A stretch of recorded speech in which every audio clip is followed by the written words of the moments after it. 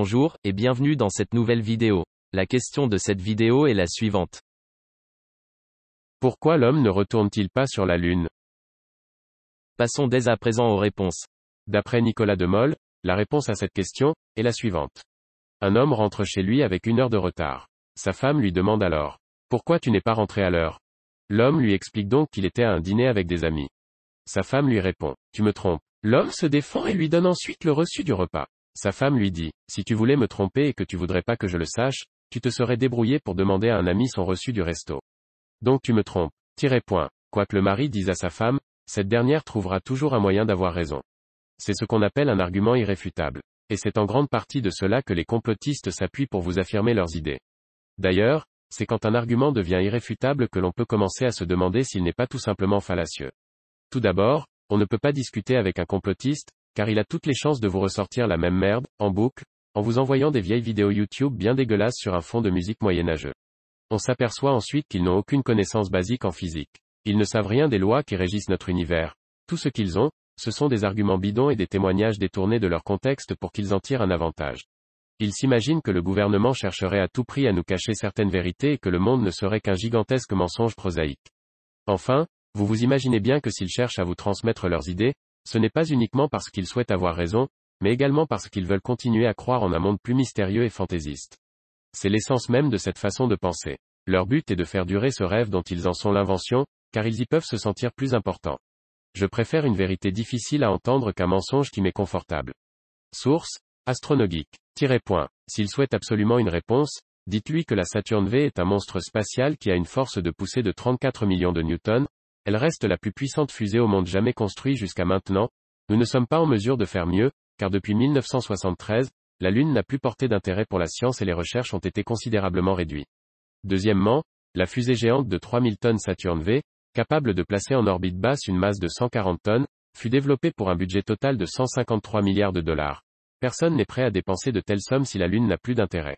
Pour plus de renseignements sur les propos des complotistes, je vous invite à regarder les commentaires de cette réponse.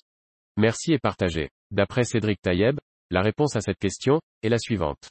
Perso, je fais partie des gens qui pensent que les gouvernements complotent sur le dos des citoyens et je pense qu'on peut faire comprendre cet état de fait à toute personne dénuée d'un peu d'intelligence. Tout le monde sait ou devrait savoir qu'un gouvernement agit de la même manière qu'une entreprise privée. Recrutement, dépenses, recettes, licenciements, commerce, dirigeants, secteur d'activité. Sont des mots qu'on retrouve dans la gestion d'un pays. Et tout le monde sait ou devrait savoir qu'une entreprise privée, si elle ne veut pas faire faillite en 2 ans, doit pouvoir avoir un plan et une vision sur 5 ans ou plus. Donc quand un gouvernement prend une décision, on ne voit jamais l'effet sur le court terme mais bel et bien sur le long terme.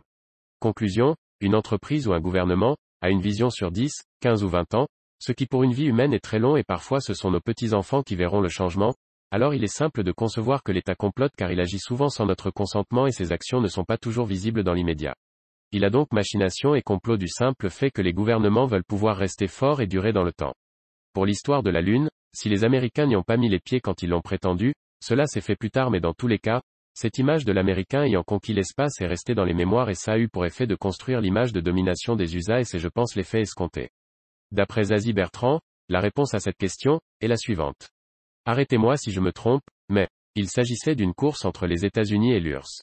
L'URSS a disparu, et avec elle, la principale motivation, on pourrait dire la raison même, du programme. L'épuisement des ressources naturelles sur Terre pourrait inciter à aller ramasser ce qu'on pourrait trouver ailleurs. On en entend parler. Dans ce cas, la Lune servirait, soit de terrain à prospecter, soit de base avancée pour exploiter les astéroïdes. Plusieurs agences spatiales travaillent dans ce sens, les Chinois, les Japonais, l'ESA, l'Inde. Les États-Unis, eux, semblent s'intéresser plutôt à Mars. La Lune, ils connaissent déjà, ou alors ils veulent continuer à faire la course en tête? Parenthèse fermante. Le programme Apollo s'est déroulé dans la précipitation. Kennedy avait dit: We choose to go to the moon in this decade. Léger détail, il l'a dit en septembre 1962, ce qui fait qu'il ne restait que 8 ans pour réussir littéralement l'impossible. Pour mémoire, Gagarine, c'était en 1961. Premier vol orbital habité. En 1962, envoyait les premiers engins en orbite.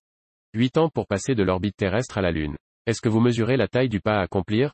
Il a fallu tout inventer, dans la fièvre, souffle dans l'improvisation, avec des bricolages et des bouts de ficelle. Résultat, Gus Grissom, mort brûlé vif avec ses 2 coéquipiers, White et Chaffee, lors des essais au sol pour la mission Apollo 1. dans le vaisseau, dans leur combinaison. Il avait une bonne tête, je trouve. Et du courage à revendre. Les hommes qui sont partis pour les diverses missions Apollo étaient, au plein sens du terme, des héros. Des têtes brûlées, des risques-tout, des trompes la mort. Ils savaient qu'ils risquaient leur vie dans des engins peu fiables, bricolés à la hâte. Vous vous imaginez, vous, minuscule, vous asseoir au du bout d'une énorme masse de substances hautement explosives? Eh bien c'est ce qu'ils ont fait. Les techniques mises au point à l'époque seraient inacceptables aujourd'hui, et personne n'accepterait d'envoyer des équipages dans de telles conditions. Et qui accepterait de partir? Il y aurait des volontaires, mais de quel niveau? Et seraient-ils assez nombreux? On retournera sans doute sur la Lune, puisque tant d'agences spatiales y travaillent. Mais ce ne sont plus les mêmes motivations. C'est moins pressé, on va dire.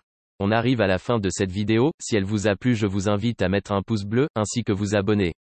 Si vous souhaitez donner votre avis, je vous redirige vers la partie commentaires pour continuer le débat sur cette question.